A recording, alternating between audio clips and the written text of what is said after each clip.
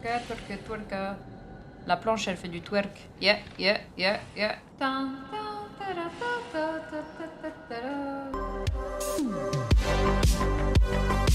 Hello YouTube, j'espère que vous allez bien. On y est. Resident Evil 4 Remake sort aujourd'hui. Je n'arrive pas à y croire que nous y sommes enfin. On se retrouve donc pour le test horrifique de Resident Evil 4 Remake. Et j'espère que ça va vous plaire et que vous allez passer un bon moment. Aussi, j'en profite en quelques secondes pour vous dire qu'on sera en marathon sur Twitch sur Resident Evil 4 Remake et ce, toute la journée d'aujourd'hui et de demain. Bah oui, il faut bien qu'on découvre cette pépite tous ensemble. Donc du coup, je compte sur vous et votre présence, vous êtes cordialement invités. Resident Evil 4 est une légende des survival horror. C'est le moins qu'on puisse dire. Sorti le 11 janvier 2005 sur GameCube en France, celui-ci est défini comme étant un jeu de tir à la troisième personne de type survival horror. Et comme vous le savez, il a été développé et édité par Capcom, et l'histoire se déroule 6 ans après les faits de Resident Evil 2. Et ce sera un énorme succès commercial. Capcom va alors l'adapter à toutes les consoles possibles et imaginables, même ton téléphone portable. Et oui. Et celui-ci sera acclamé GOTY de l'année 2005 et élu meilleur jeu de l'année par plusieurs sites et magazines de presse spécialisés. Il est également classé 30e des jeux les mieux notés de tous les temps par le site Game Rankings. Resident Evil 4 va également bouleverser l'histoire du genre en marquant un profond changement d'approche dans la saga Resident Evil et en s'orientant désormais plus action. Donc oui, on peut dire clairement que RE4 c'est un gros mastodonte dans l'univers du JV, une légende. Donc quoi de plus naturel pour Capcom après les remakes du Resident Evil 2 et Resident Evil 3 que de s'attaquer tout naturellement à Resident Evil 4. Et aujourd'hui, je l'ai testé pour vous de long en large durant des heures et nous allons voir si Resident Evil 4 Remake remplit sa part du job et quelle note lui attribuer selon les critères du survival horror. C'est parti pour le test horrifique de Resident Evil 4 Remake. Mais avant, petite piqûre de rappel sur l'histoire, même si on la connaît déjà. C'est parti, let's go. 6 ans après les événements de Raccoon City, l'agent spécial Léon Scott Kennedy est envoyé en mission en Europe par le gouvernement américain. Nous allons alors marcher dans ses pas direction l'Espagne. Sa mission ? Aller sauver et délivrer la fille du président des États-Unis, Ashley Graham, qui serait, selon les informations dont on dispose, détenue captive par une mystérieuse secte, localisée dans un énigmatique village rural d'Espagne. Une fois sur place, Léon sera escorté jusqu'aux portes de ce village par la police locale. Mais dès les premières secondes, vous comprendrez que vous devrez affronter cette mission en solo. Il comprend rapidement qu'il n'est pas le bienvenu ici, et fait face à des habitants particulièrement hostiles et qui agissent sous l'emprise de Los Illuminados, soit la même secte qui aurait enlevé Ashley. Au cours de son périple, Léon sera capturé par le chef du village, Vitores Mendes, qui lui inocule alors un parasite par injection intraveineuse, tout en lui tenant des discours occultes. Ce parasite, c'est Las Plagas, traduit par fléau ou peste en espagnol. Et celui-ci prive de sa volonté toute personne contaminée, faisant d'elle une marionnette entre les mains de la secte. Et c'est bien ce parasite qui a transformé toute la population locale en armée sanguinaire. Léon va alors prendre la fuite, se libérer et reprendre sa mission.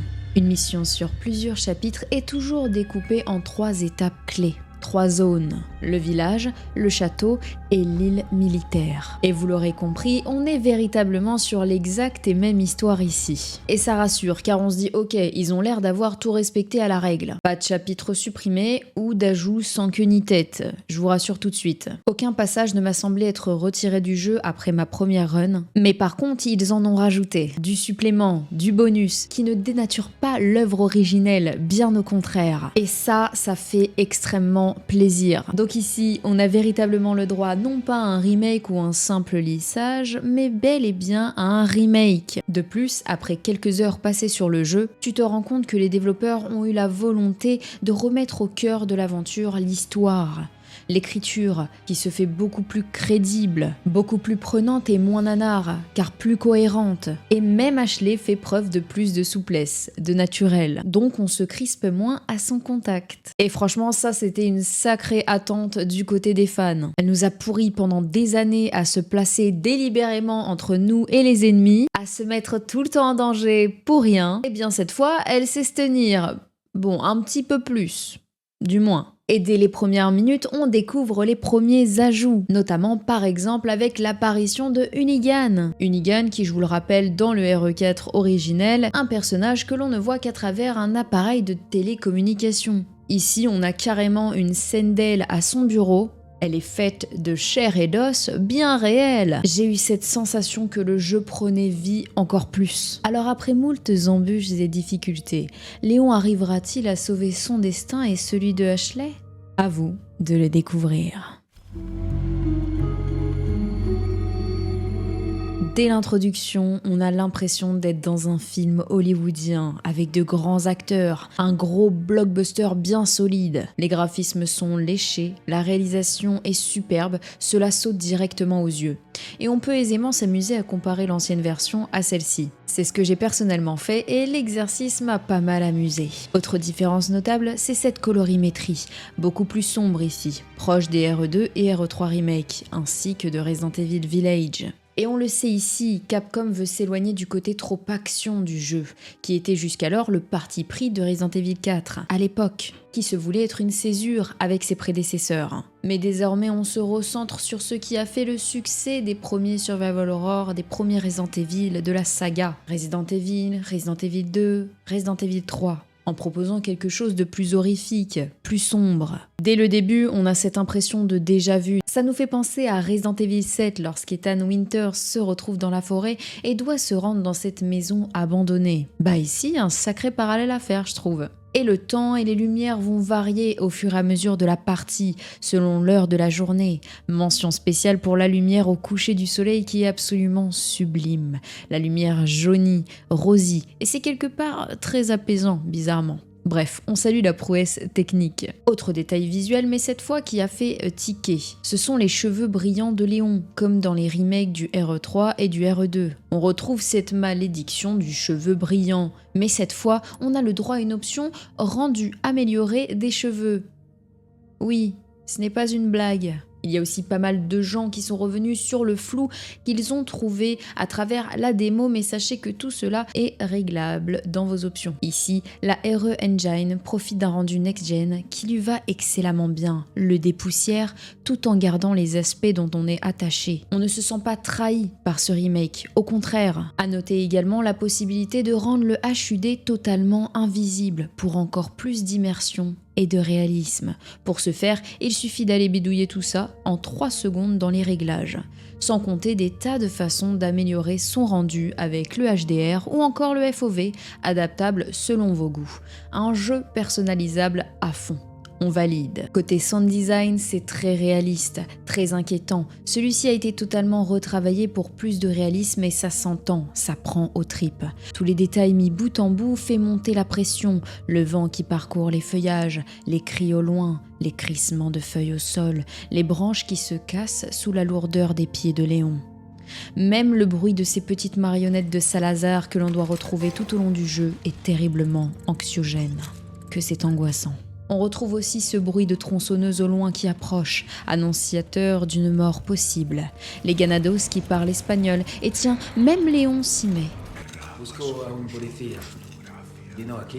En parlant de Léon d'ailleurs, le doublage est excellent. Et que dire du doublage US? Vraiment, c'est on point. Et toujours concernant la voix française de Léon, il me semble que ce soit la voix de Anatole de Bodina, qui joue notamment l'acteur Penn Badgley, aka Joe dans la série You ou Dan dans Gossip Girl. Et en faisant mes recherches, je me suis rendu compte que c'était exactement la même voix pour Resident Evil 2 Remake, c'est le même acteur-voix. Donc ça tombe sous le sens et ça lui va comme un gant. Et également, quand Léon se met à stresser, vous arriverez à sentir son cœur battre directement dans la manette, jusqu'à vous demander: attends, c'est son cœur ou c'est le mien qui bat comme ça? L'effet est saisissant. Alors gros point positif pour l'ambiance sonore, ce qui va de pair dans les critères d'un bon survival horror. Bon, petit bémol tout de même à noter pour Léon, mais également Ashley. Ils ont tendance à s'essouffler rapidement et respirent, voire gémissent assez fort. Alors oui, il est vrai, je l'ai fait courir non-stop, mais tout de même. J'imagine que c'est certainement pour leur donner ce côté encore plus réaliste, plus humain, mais personnellement, ça m'a fait tiquer pas mal de fois, surtout dans les moments d'accalmie, où tu veux juste chercher tes petits artefacts et autres dans le calme. Tous ces détails, ce travail fait que l'on est tout de suite embarqué dans l'histoire, l'aventure, et qu'on a du mal à en sortir. Donc vous l'aurez compris, Resident Evil 4 Remake ici marque de très bons points. Par où commencer? Il y a tant à dire. De prime abord et dès les premiers instants, on comprend que le jeu est beaucoup plus fluide, plus rapide et surtout moins raide et mécanique. Vous éprouverez beaucoup de plaisir à vous balader à la recherche de caisses, à vous battre et à résoudre les énigmes. La prise en main est ultra agréable. Ce qui fait une première différence avec Resident Evil 4, même si en soi, ce n'est pas le plus raide des Resident Evil. Et je trouve que personnellement, ce jeu a extrêmement bien vieilli. On remarque aussi très rapidement que de nouvelles interactions ont été ajoutées et sont désormais possibles. Les possibilités se voient donc augmenter. Au fur et à mesure de l'avancée, le jeu te prend par la main et t'apprend les touches. Rond pour s'accroupir, L2 pour viser, R1 pour courir. Et sachez que vous avez même accès à des tutoriels pour absolument tout. Ils sont disponibles dans votre menu section tutoriel. Bref, tout est clair, limpide. Tout comme l'annonce des objectifs qui s'affichent visuellement directement en haut de l'écran et qui possèdent un trigger sonore afin de les indiquer. Vous vous retrouverez donc avec des missions principales afin de réaliser votre quête ultime, mais aussi, tout comme l'ancien Resident Evil 4, des missions secondaires très courtes et qui relèvent plus de l'observation et de la recherche dans les paysages du jeu. Ici encore, on retrouve ces fameuses missions et des bonus supplémentaires non présents dans la version originelle, comme par exemple la mission d'ératisation, qui te demande d'exterminer des rats, ou bien la mission vipère à point, petit clin d'œil à vipère au point ou je me trompe, qui te demande de ramener 3 vipères au marchand. Et comme vous vous en doutez au titre de cette mission, oui, vous retrouverez bien ces fameux pièges, ces caisses qui ne sont non pas remplies d'items, mais de vipères. Eh oui, c'est toujours là. Bref, je ne vous dévoile pas tout, mais sachez qu'au global, le jeu est bourré de nouvelles surprises. Et ces missions secondaires vous permettront d'accéder à des récompenses assez sympas, vous verrez. Côté difficulté, on remarque que celle-ci a monté d'un cran également. Les ennemis ont l'air beaucoup plus rapides, beaucoup plus vifs et surprenants, arrivant de partout et faisant bien monter la pression. Mais n'ayez crainte, si vous souhaitez absolument jouer au jeu, mais que vous n'êtes pas amateur de jeux de tir, sachez que vous arriverez à rouler sur le mode facile sans trop de difficultés. Si au contraire vous cherchez du challenge, n'ayez crainte, vous serez servi également. En parlant de difficulté, ici le jeu possède 3 modes de difficulté, facile, standard et hardcore. Et il est possible de switcher de mode lors d'un game over. Mode facile, c'est pour les joueurs qui ne sont pas habitués aux jeux d'action. L'aide à la visée est activée et plus de munitions sont obtenues lorsque vous en créez. Le mode standard est quant à lui pour les joueurs qui n'ont jamais joué à Resident Evil 4, la version de 2005. Et enfin le mode hardcore qui est conseillé aux joueurs qui ont déjà joué à l'ancien Resident Evil 4.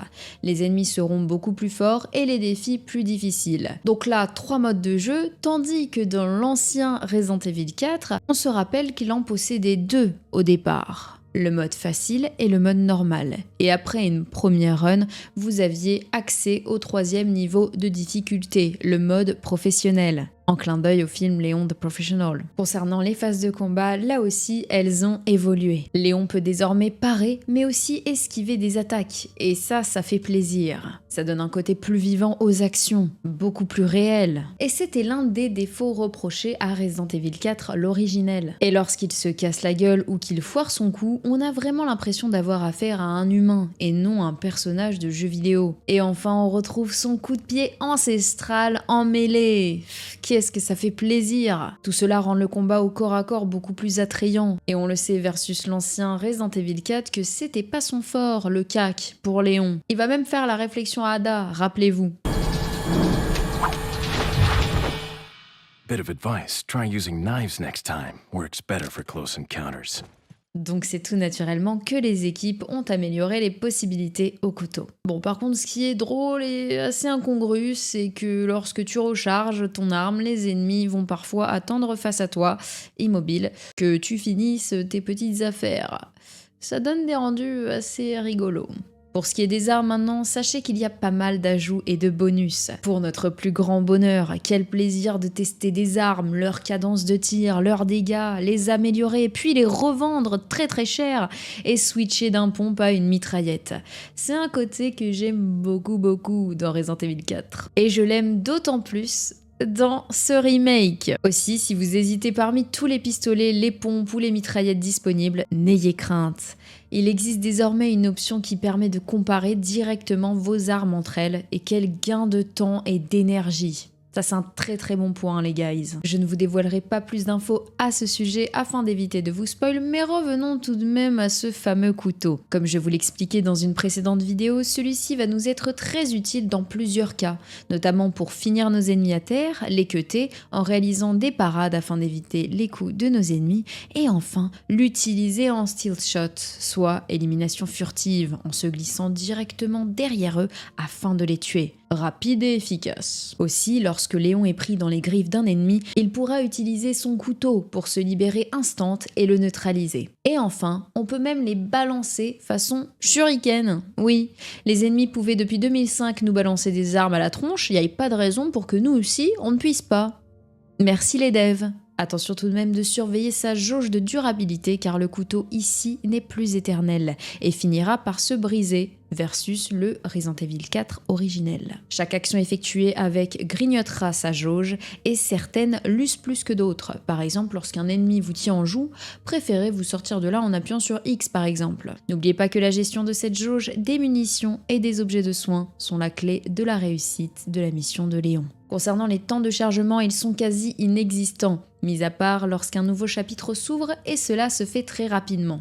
Et certains chargements sont camouflés dans le gameplay lors des ouvertures de portes. Côté rythme, le jeu est bien cadencé, entre phases d'action, de stress et même de petits jumpscares de temps à autre, qui appuient sur son côté horrifique, puis phase calme d'exploration, d'énigmes à résoudre et de mécaniques à trouver. Oui, on retrouve les phases d'énigmes qui sont si chères à mon cœur, et elles sont vraiment sympas et parfois mises au goût du jour. Bon, peut-être pas assez corsées à mon sens. Également cachés un peu partout, on retrouve les fameux pièges explosifs à fil, les coffres secrets avec de beaux collectibles à vendre afin d'acheter des objets aux marchands ou améliorer ses armes. Et on retrouve aussi la fameuse carte au trésor. Et ça aussi, bien que secondaire, j'y tiens. C'est une sacrée aide à porter, surtout si on n'a pas tendance à tout regarder autour de nous tout le temps. Merci monsieur le marchand. Et tout comme le jeu originel, gardez un œil sur le multiplicateur de valeur lorsque vous combinez des trésors pour vous assurer que vous obtenez la meilleure affaire possible à la revente.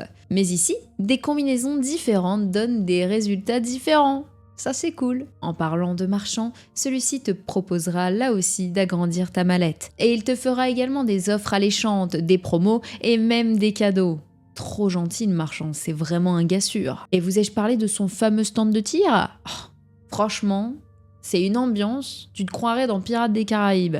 Tout est énorme et si franchement j'aurais pu y passer 3 heures, bah je le ferais. C'est cosy de fou et tellement impromptu. Un peu lorsque quand tu découvres la première fois le stand de tir dans le RE4 originel. Sauf que là, c'est poussé encore plus loin. C'est juste génial, vraiment. Pour ce qui est de l'inventaire, on note quelques nouveautés bien sympas. Vous vous rappelez, nous passions parfois de longues minutes à trier notre mallette, en mode Tetris, pour y ranger un max de choses.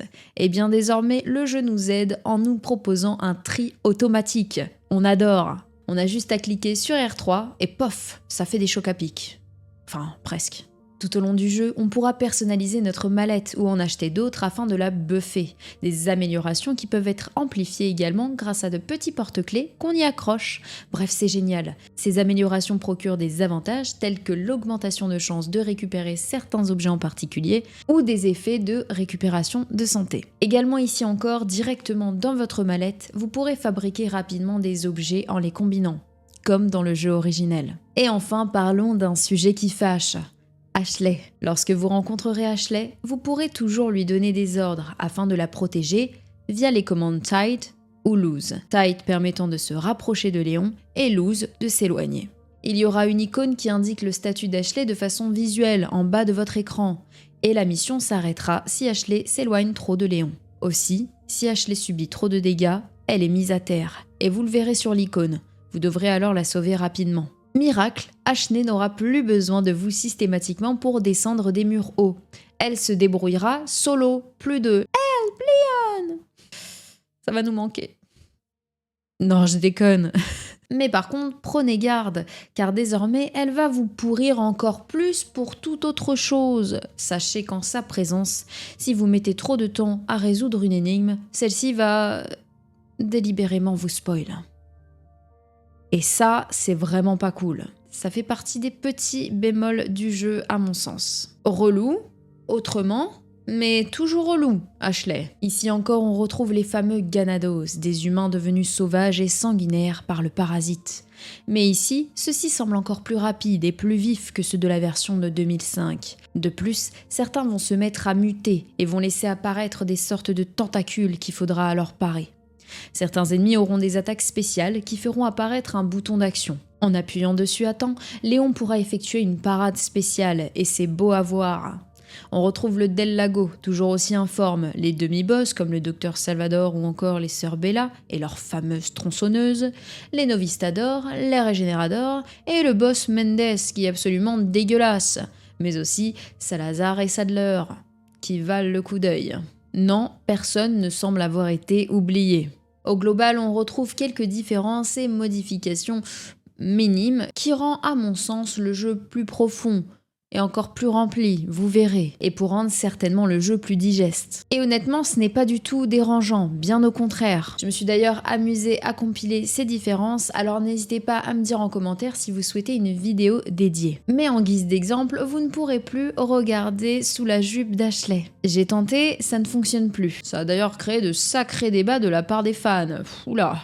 Ou encore ici, qui dit jeu next-gen, dit sauvegarde automatique, même si on retrouve toujours les machines à écrire utilisables à l'infini, sans les ink ribbon. On le sait, dans les R4 de l'époque, ils avaient déjà dit adieu à ce système. Et enfin avant, lorsqu'on tombait sur un objet in-game, on ignorait s'il fallait le garder ou le vendre, de premier abord. Alors qu'ici, c'est clairement indiqué.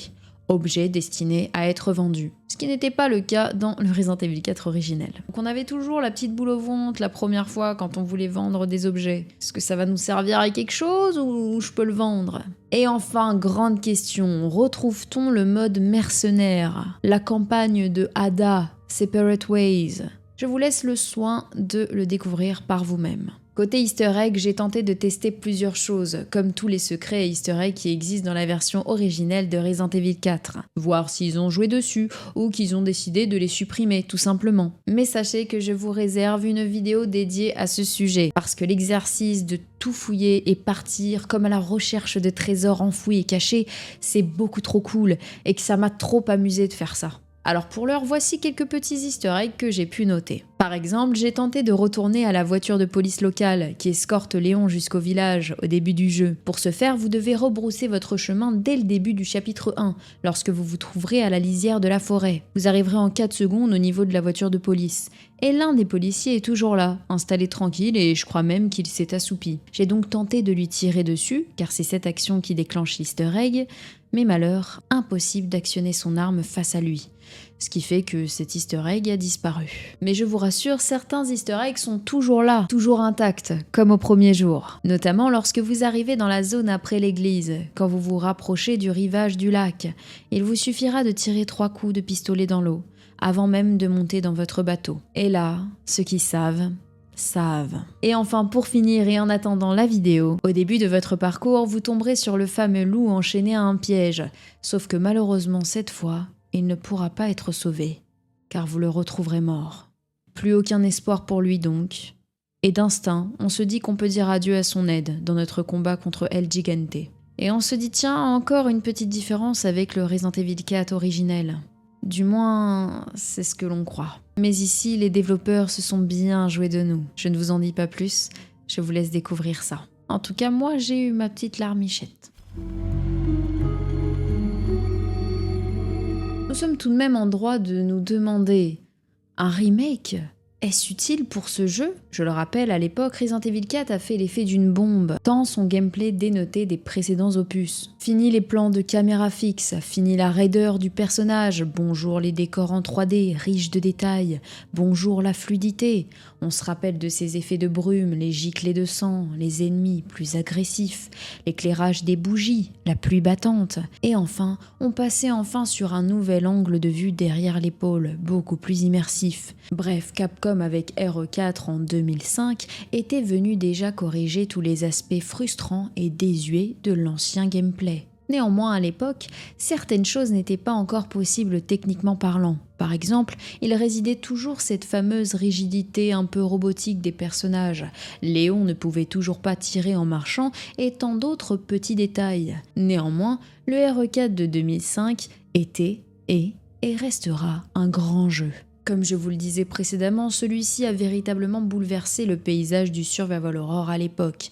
Et ce n'est pas pour rien. En réalité, le remake ici met en exergue tous les points sur lesquels Capcom avait commencé à travailler en 2005 avec la machine de l'époque. Ils sont encore plus retravaillés, poussés pour que le gameplay devienne une véritable partie de plaisir en tout point. De plus, ici, le remake permet d'apporter ce côté beaucoup plus réaliste à l'expérience, de par le gameplay, les graphismes, mais aussi l'histoire et les comportements des personnages. Et enfin, Capcom ici tente de s'extirper du côté trop nanar en amplifiant son storytelling, en le rendant plus profond, plus nourri, afin de reconstruire un lore solide et efficace. Et enfin, les remakes permettent aux jeunes d'aujourd'hui de plonger dans ces jeux vidéo de légende qui ont fait toute notre jeunesse, et ce sans difficulté. Exit le fait de devoir vous procurer le jeu de 2005 qui peut représenter un certain budget, la cote du rétro gaming, on connaît bien, plus la GameCube. Ouais, ça fait mal. Alors bon, pour celui-ci en réalité ça va, puisqu'on le trouve sur des consoles plus récentes, mais tout de même, c'est parfois moins évident de mettre la main dessus. Quoique tu me diras que c'était une vraie purge de mettre la main sur une PS5, le monde à l'envers. Et les jeux vieillissent, et peuvent ne plus fonctionner avec le temps. Comme vous le savez, vous me direz qu'il y a l'émulation, et encore une fois, ce n'est pas à la portée de tous. Et si on demande à un jeune de 16 ans de prendre en main l'ancien Resident Evil 4, nul doute qu'il puisse se crisper face au gameplay qui peut paraître assez complexe pour des jeunes qui n'ont pas connu ce type de jeu et qui ont grandi avec Minecraft ou The Last of Us. Le remake, c'est en réalité l'exercice qui permet la pérennisation de l'œuvre. Que celle-ci soit délivrée aux générations futures, qui elles-mêmes découvriront avec joie intense, j'espère, les aventures de Claire et de Chris Redfield, de Léon Kennedy ou encore de Jill Valentine. Non, le remake ne signe pas la fin des nouveautés à leur détriment, mais une possibilité de garder son œuvre intacte, en réalité. C'est en quelque sorte une façon de sauvegarder son patrimoine. Alors oui, c'est une grande question, remake ou pas remake, effectivement. Ça soulève beaucoup d'énervement, beaucoup d'interrogations de la part des fans de la première heure, car on était très bien avec l'ancienne version de Resident Evil 4. Mais on n'a pas le droit d'être égoïste. Et franchement, je suis d'accord qu'on s'énerve lorsque le remake ne respecte pas l'histoire originelle, ou qu'il la bafoue, ou qu'il nous supprime des pans entiers de l'histoire. Mais dans ce cas précis, tout est absolument canon, fidèle à l'original, tout en la dépoussiérant, en se débarrassant des petites choses qui pouvaient nous faire tiquer. Même si ça faisait son charme, j'en conviens, je vous vois venir en commentaire. Mais honnêtement, comment dire que ce remake n'est pas réussi haut la main? Chapeau à Capcom parce que l'exercice n'est vraiment pas facile. Quel jeu, mes amis, quel remake. Honnêtement, c'est une claque visuelle pavée de belles surprises. Et je suis on ne peut plus heureuse de celui-ci. Oui, on remarque des différences notables avec le Resident Evil d'origine. Mais on y est. C'est quasiment la même version, mais modernisée, adaptée à nos nouvelles consoles New Gen, tout en s'appuyant sur les nouvelles mécaniques et ce qui se fait de mieux techniquement parlant, afin de rendre le gameplay le plus digeste possible et le plus naturel possible. L'histoire reste inchangée, on trouve de superbes ajouts et de scènes supplémentaires qui ne dénaturent pas le jeu originel, ce dont chaque fan a peur, forcément. On retrouve des choses qui font chaud à nos petits cœurs de fans. Dès les premières heures de gameplay, toutes nos craintes disparaissent pour faire place au plaisir intense de découvrir cette pépite. Toutes les choses qu'on aurait pu craindre s'effondrent instantanément. On a une ambiance plus pesante et un tantinet plus horrifique, mais toujours extrêmement fidèle à l'original. C'est très fidèle tout en étant dépoussiéré, j'y viens encore. Bref, une masterclass. J'ai éprouvé énormément de plaisir durant ma run et c'est tout ce que je demande. C'était agréable, la prise en main facile, rapide. Je pense que pour n'importe quel fan de la licence, c'est un rêve, tout simplement. Je me sens respectée. Écoutez, ils ont fait bien attention à ce qui nous tenait à cœur et ça fait tellement plaisir. L'un des éléments les plus marquants dans les remakes cités plus haut est la capacité de Capcom à utiliser le prétexte du remake pour réinterpréter et souvent étendre le lore de Resident Evil. Tiens, prenez le combat contre Krauser par exemple, qui n'était quasiment qu'une succession de QTE dans l'ancienne version. Désormais, il s'agit d'un véritable combat, durant lequel Krauser revient sur des événements survenus dans Resident Evil Darkside Chronicles sur Wii. De la folie, et doucement, subtilement, Capcom va rajouter des infos, du lore, de la profondeur, et ça en valide. Néanmoins ici, je vous le rappelle, on note selon les critères du Survival Horror. Donc c'est parti pour la grille d'évaluation. Visuellement, le jeu est superbe, il n'y a rien à redire. L'ambiance est prenante, on glisse dedans sans crier gare, et en parlant de crier, il m'est arrivé 3-4 fois de lâcher de petits hurlements de stress. Et c'est ça qu'on veut. Niveau ambiance sonore, c'est très inquiétant, ça fait clairement monter la pression, tout ce niveau de détail fait frissonner. Et encore une fois, le doublage va comme un gant au personnage.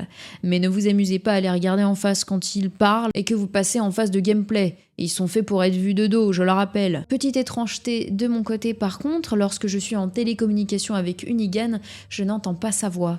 Donc j'ignore s'il y a un réglage à faire, mais en tout cas, je n'ai malheureusement pas trouvé. Côté jumpscare, on en retrouve des légendaires. Et ça fait plaisir. Resident Evil 4 sait jouer avec nos nerfs et nous fait peur aux moments les plus inattendus. On a des collectibles, des rapports, beaucoup de documents à trouver, à ramasser, qui permettent d'étendre le lore et de comprendre encore mieux l'histoire et ce qui s'est passé dans ce village d'Espagne. Il nous dessine le scénario au fur et à mesure et rajoute même des détails pour la licence Resident Evil au global. Côté énigmes et autres mécanismes, nous ne sommes pas en reste, même s'ils sont assez simples et j'ai l'impression qu'avec le temps, ils se voient de plus en plus simplifiés au fur et à mesure que de nouveaux Resident Evil sortent. On aurait peut-être aimé plus de difficultés à ce niveau, mais c'est assez complexe car il ne faut pas dénaturer l'ancien Resident Evil 4 et surtout ça risque de casser le rythme du jeu, extrêmement bien jaugé, soit dit en passant. Est-ce que j'ai eu peur? Oui. Est-ce que j'y retournerai? Oh que oui! Et 100 fois même. Et selon les critères du Survival Horror, je lui décerne la note de 9 sur 10. C'est clairement ce que j'attends d'un remake de Resident Evil. Tout y est sans dénaturer l'œuvre originelle, avec du supplément, avec des infos complémentaires. J'adore, je suis fan, je suis tellement heureuse. Ça remplit mon cœur de joie, tout simplement. Bon, maintenant, on prie pour qu'un remake de Resident Evil Code Veronica de la même trempe sorte. S'il vous plaît, Capcom, je vous en supplie, écoutez-nous, on en a besoin. C'est fondamental, vous comprenez? Voilà les amis pour le test horrifique de ce Resident Evil 4 Remake. N'hésitez pas à me dire en commentaire ce que vous en avez pensé également. Voilà les petits défauts que vous avez trouvés, les points positifs également. J'ai hâte en tout cas d'avoir votre avis. N'hésitez pas également à me laisser un petit pouce bleu pour la force, à vous abonner et activer la cloche des notifications pour pas louper les prochaines vidéos Resident Evil 4 qui arrivent sur la chaîne. Quant à moi, je vous laisse. J'espère que vous avez passé un bon moment. Je vous dis à très vite. Bye bye.